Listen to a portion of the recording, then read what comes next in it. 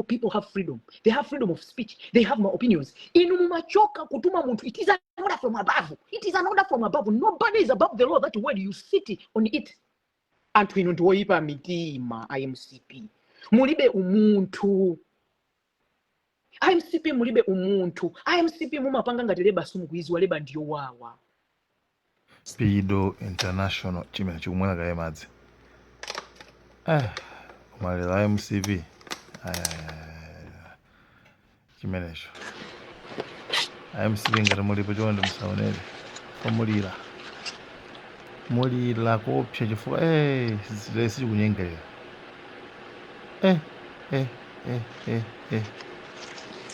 Chimenechi chikuti ichi. Anapeza kuti iyi chete chabuti zinangona kuvota. Koma ichi chinakakhala kuti ichi ndi chimviyete chachikulu kwambiri. Ichi chinakhala kuti chikwatira ndi JB zinakhala bwino. Mayi ndithu pajatu zimasiyana pachi. Mamuna wake ndofatsa. Very cool guy. Samazitengera zopa social media. Samazitengera. Just like JB. JB kazi wake ndofatsa odeka kwambiri. Mayi ndithu chimenechi. Chifukwa chingalulo MCP. Chingaluletu like yo. Haiziko. Pido vyete. Chimvyete chachikazi. Kumabe iye achapanga zambiri ku Malawi. Chapulumutsa Malawi. Chinde organization. Kuthandiza Malawi. Haya ndithu munthu momwe yamikira ali moyo. Guys, tiwotele ziberezi. Asikala kukamus barracks akanga celebrate. Nawo janali mumpani bani. Ena ndamene asilikali nda polisi musamapangeza ndale. Amene ali pano ndandapangani hi. Press the loves and the likes. Let's see.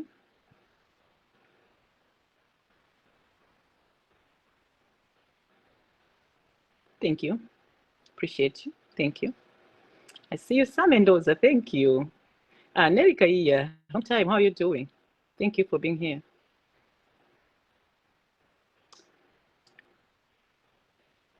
Thank you for the loves and the likes. So ndanaona IMCP itabwerani kuno. Cause ndaona kunena kuti pali mavideo angapo akuyenda ndi anthu akunkati ku MCP komwe kucha. There's a certain video imene ninaonera ya Esther, this other girl ndo IMCP amalongosola kuti anayitanidwa pita ku State House kumene kuchonse kumungira kufuna kumumenya. Then ndaonaso video ya Nsika na Winner. Then I said, I have to come out. Before when you listen to them, ineyo mene ndikuonera IMCP muli ndi confidence yayikulu kwambiri imene ikukuyiwalisani chimene inuyo muli. Tiyambire pa chiyambiriro kuti inuyo muzipeze kuti mukhale pa mpando achakwera kuti azipeze kuti akhale president. Tiyambire pamenepo. Chifukwa mukakumbukira kuchokera pamenepopo, I strongly believe confidence yonse imene mukumakhala nayo kuti ifeyo chimene chatilepresa kuwina ndiye kuti mupanga understand kunena kuti sikuti inuyonso mukanawinayi. Olo munakhala kunena kuti simulikale pa mpando azikuti chakwera nayi president. Koma as MCP dzina lo kungomva kuti MCP pano khasimunakawina ndikale. Ndi amene uli kusina ndi nasi amati chisiru nchako. Ndiye kuti mwana olo nyumba akakhala uvuta sikuti timamukhalira chete. Koma timamuyankhula kuti amve kulakwa kwake. Pamawa akazakhala paye kama akakumbukira mawu aja kuti koma tu ineyo anandiuza mawu awa. Chabwino. MCP payokha Malawi sinavoterepo MCP kuchokera since Bakiri Muluzi anamulanda dziko kukhala president kumulanda kamuzubanda. Bwerana nayo nkuzeni. MCP yamenya makampeni nthawi zonsezi koma Malawians never wanted them. Chifukwa ulidala wanu IMCP ndi wa dictatorship. Inuyo pakala muliro kanu somufuna anthu akhale ndi mtendere. Ndinu anthu ononga inuyo mumafuna kuti munthu mumupange place azivutika yemwe uja amene wakupasani vote uja. Ndi ulamuliro wanu palibe munthu amene angalolere kunena kuti azikhala nkumavutika pamene yeye wakupangirani cast vote. Ndiye mafuna kuti ndikuona kuti mukupanga mawijeni ambiri koma wina wake ngati satuluka kuuzani chilungamo ngati kapani kachipani kanuko mukupitiriza kwa Malawi. Ku Malawi palibe ataza kuvotera nisoni, that's the truth about it. ndifuna ndikuyambireni pamayambiriro kuti even confidence imene mukuitenga pati kuti muzipezeke kuti mukunena kuti ya ifeyo chimene chativuta ndi chakuti palibe chimene chakuvutani ndinu anthu oyipa mitima ndinu anthu oyipa mitima ndinu anthu okupha democracy ndinu anthu opanda ulemu to humanity MCP ndinu anthu olakwika ndinu anthu oti simumadziwa chimene muli ndinu anthu amanyinkhosi ngati manyimwanya ku ujeni ku state house ndikumapaka mmakomacha. Truth may pain you, but you must understand my point. I'm doing this video not to hate you, but to make ngati mukupitiriza chipani chanu munimvese zimene ndikuzani pa. Ndinu anthu amanyinkhosi ndinu anthu opanda ulemu to humanity. None of you don't respect humanity. Pakati panu simungakhazikane pansi ndikulangizana. Olo muone kuti cholakwika olo mutani mpamene mumakapezeka kuti mukubakira zimene zija ndikumapitirizabe.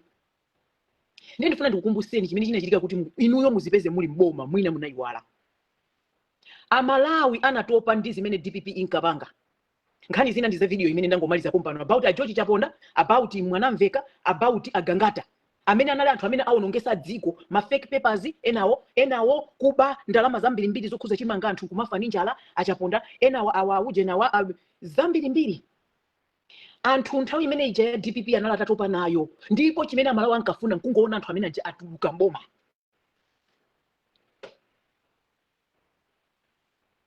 Atuluka mboma, you understand? Now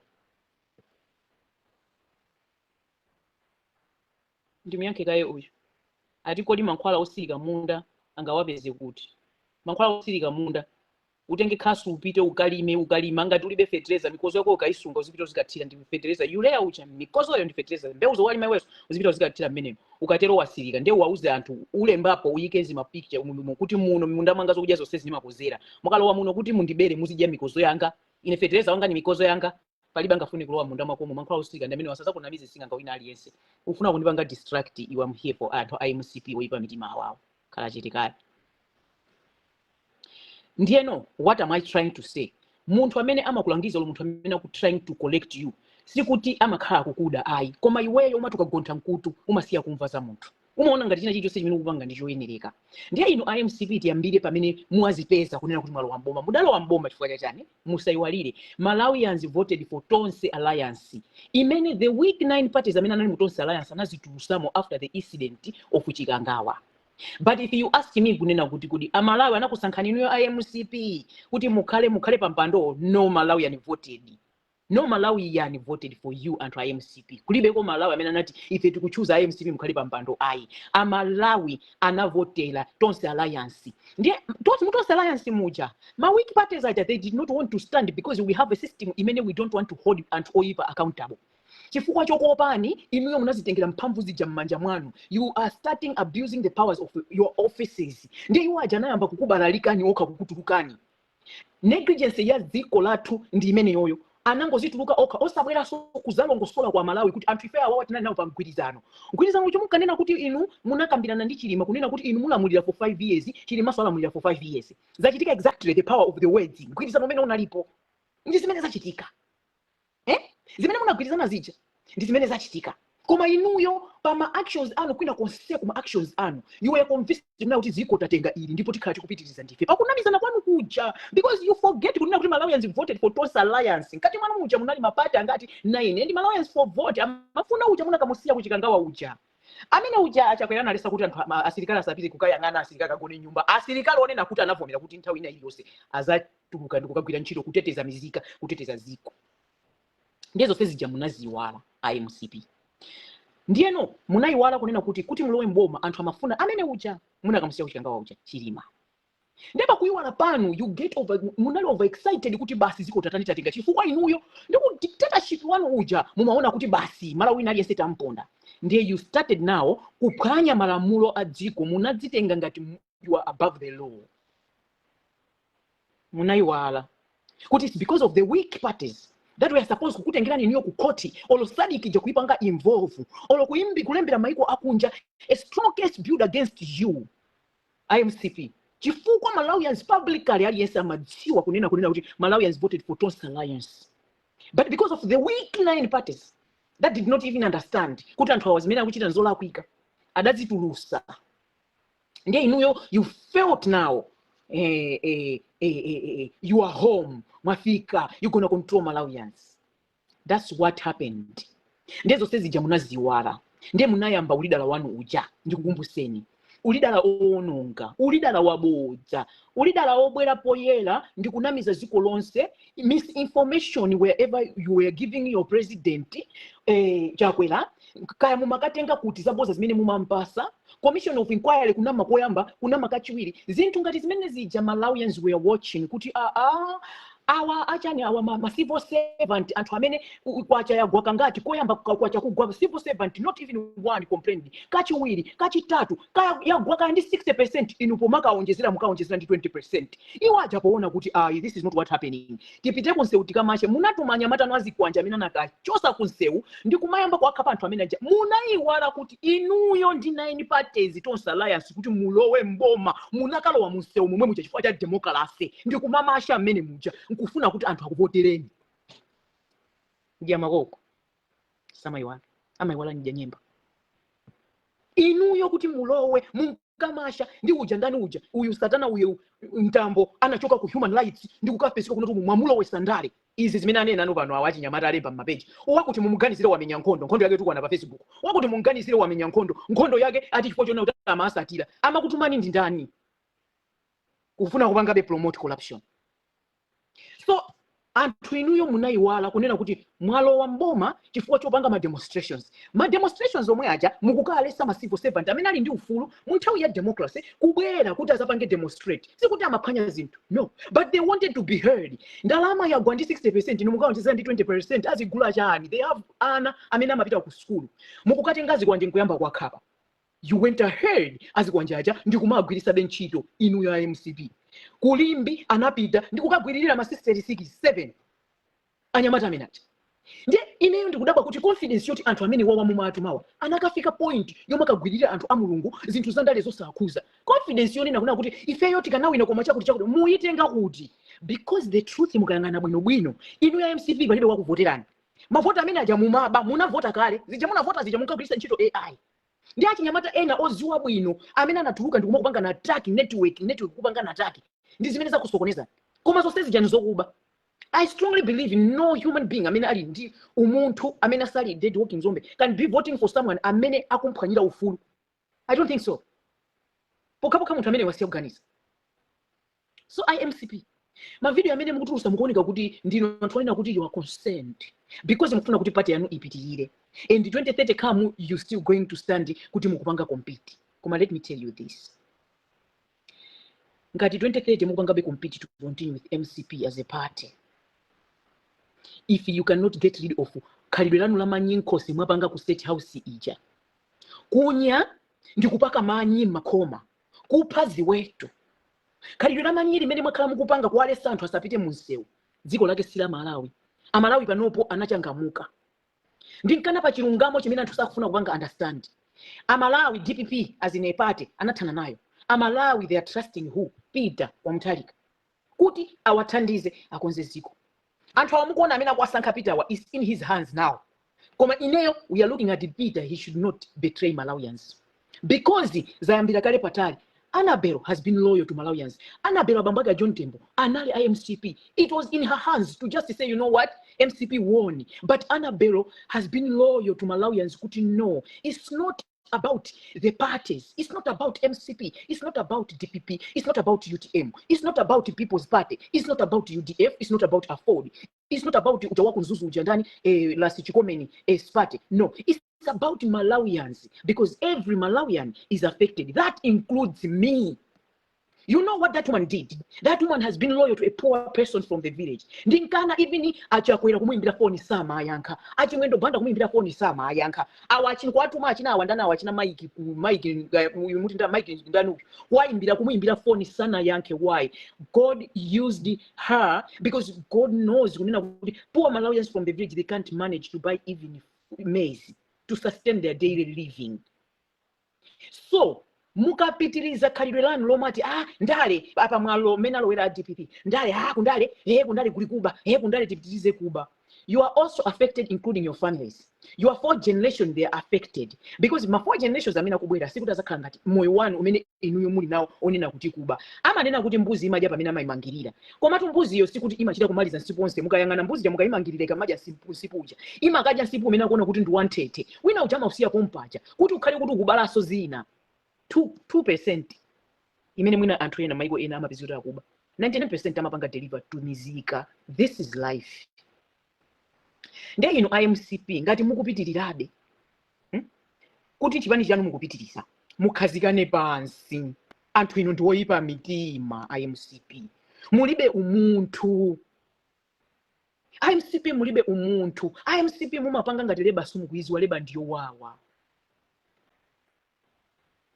Kuli unsolved stories zimene inu ya IMCP mwapanga zambiri kwambiri, because you reached a point of you felt kunena kuti inuyo you are above the law. IMCP mulamuliro wanu munali above the law. Anthu inuyo munafika ponena kuti kumazifunsa kuti ambuye weka nkumazibweza kumaziwa kunena kuti God is for everyone and God sent his only begotten son Jesus to die for sinners. And the reason he's not taking you, amafuna kuti inuyo muzindikire nokha and repent your sins. But inuyo zimene zijasomufunabe kuzindikira. Ndi achinyamata amene muli wozindikira. Amene munapita ko mkalasi, muli ndika diploma kaya muli ndika. Tingoti tiyambire pa form 4. Munapita mkalasi muli ndika form 4 certificate. Muli ndika diploma kaya muli ndika degree. You are in MCP party. And khalidwe ilili limene khalidwe loyipa limene amapanga achina chimwe ndobanda. Ndi kumayang'anira akupitirizabe. You don't call yourself kuti you are educated, because education, we see it in your actions. You can't be calling yourself we are educated mutanyamanyimanya ku state house acha kumapa kama koma in 2025. That's not being educated. Uja ndi ufiti otamba masana zuwa likuswa ntengo. Angakhale kuna kuti dziko lamalama na kuti ufiti kulibe. Ndi ufiti umene uja pakati panu kuyambira anthu akuntunda kwanu kuyambira kwacha kwera ndikafika ku palibe amene anganduze ne kuna kuti mungamanduze kuna kuti someone like me, I'll be looking at it. Achakwera is a holder of a PhD of chakuti. Kuti yotani? How did he let anthu kumaka nyera kumapa kama nyicho nchija? Chifukwa chopya ntima kuti mwaluza. Inuyo akada kuvotera ni ndinda. Inuyo anaka kuvotera ni IMCP ndintani. Because everyone knows kuti inuyo nthawi yanu. History is the best teacher. Ulamuliro wanu ndi wankhanza ndana amene samadziwa. You want us to keep on reminding you. Mzimu wa gadama. Mzimu wa sangana.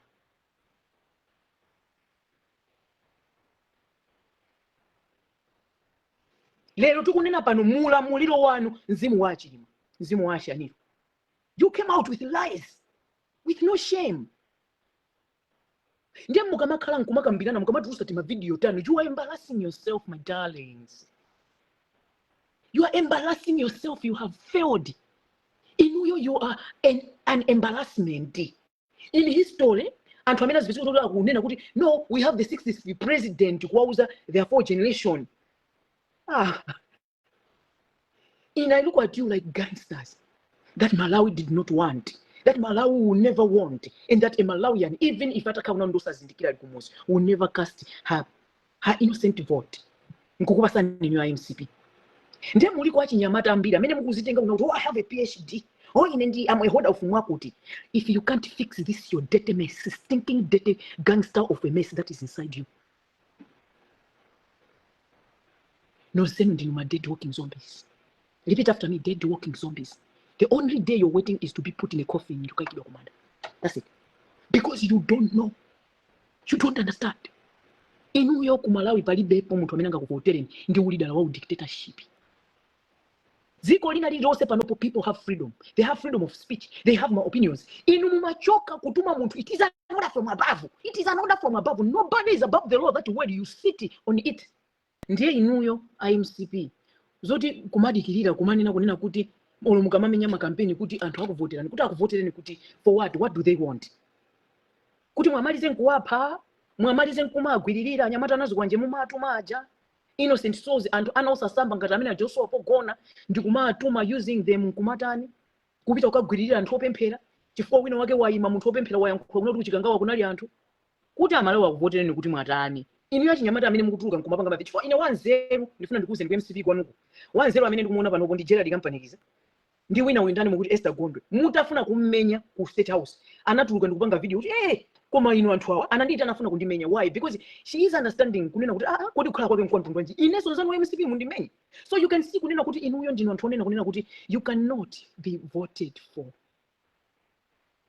Ndino anthu olakwika a MCP. So mukafuna kupitiriza amene tokusena kuti ndi nasi. Mukafuna kupitiriza kachipani kanuka koyipa mtimaka kokunyamanya ndi kumapaka khomaka. Ine ndimesa ngati sumunyatu. Koma manyi ndi manena aje kuti nanonso manya se aja mwa pakatu pa khomatu. Kutanthauza you agreed kuti nanu manya kunyera manyi ndi kumapaka makhoma. What is that? Umbuli timanena uchendo mene because education timaiona ma actions anu. Ma actions anu IMCP kuyambira president anu, ma advisors anu, kaya mukuti ndi ndani, kaya mukunali ma MP anthu osazuzulana ngati ino, none of you kulibe kophunzira. Your actions even anthu aja akumuza mangobwera kuzapanga cast votage amene aja they are better than you anthu you are miserable. Ndi chifukwa chake ndikukuuzani zizi with love. Muziyang'anisise bwino nkhope zanuzo. You can even see when we look at you on the faces you are unhappy people. Nkhope zanu ngati kuti mwita kuti munthu awanda minister of chani ukuyandikirani so pafupi so mwina nkhopaso kumanunkha msana ike even kalowo ndikena kake just to freshen up kuti ndinuyo kuti muoneke kuti ndi nkhope zanu ndizijezona kuti mukakuyang'anisisa bwino koma anthu aja ochita kuti pamaso kumaoneka kuti koma anthu awawa. I don't want to use a name of Kunyoza because we are all the same in the eyes of God in Kanato Setimania. I want to put you with a word whereby you have to understand with sober mindset. Kuti mupanga understand what you need in and to is change. Ndino anthu na kuti kukuyang'ana matatu anga ndokongola. You get my point? This art is beautiful when you look at it. Koma inuyo nkhope zanuzo. Even nkhope yanga anthu amene kuti ikwantu ndiunyasa but I tell you it's just a face. But I want to explain your face is how it looks like. Zoti ndino nthu olumugwira ndramo. Zoti you can point to not awanda kuti auto. Zoti mulingati ana aja mitima yota amatha kuthawa zimakolo awo ku school ifo choti wotama iniyo kungotulukira tika kuti abale abambo anga ulala minister ina hayi kubisa. Why? Because of what you were carrying inside you. The dictatorship you have inside you. Ndimene imakapangano reflect ku nkhope zanu. Mukakhala all around maujeni mwanu muja mmachani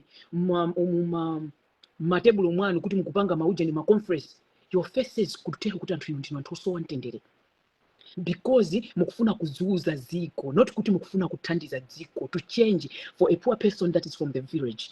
Mzipatala mulibe mankhwala inu munakakhala anthu ozindikira ine ndima kukhala ndi kunena achakwera amene anali president anu akhala kumati anena kuti akhala kunena kuti ma social media ndima kuonani zimene mumakamba adakhala kuti amakamba ine pa page panga Yapido International isanatengedwe ndakhala ndi kumayankhula kuti inu taspeaker ni zipatala mankhwala awa amaiko usangodumpha mmamizi mungu kumati ayi ndikuthandiza anthu ndalama zimene zitatenga mukasise ku adimake inu anthu osauka tsiku amafuna kuti mutenge ndalama mwapasi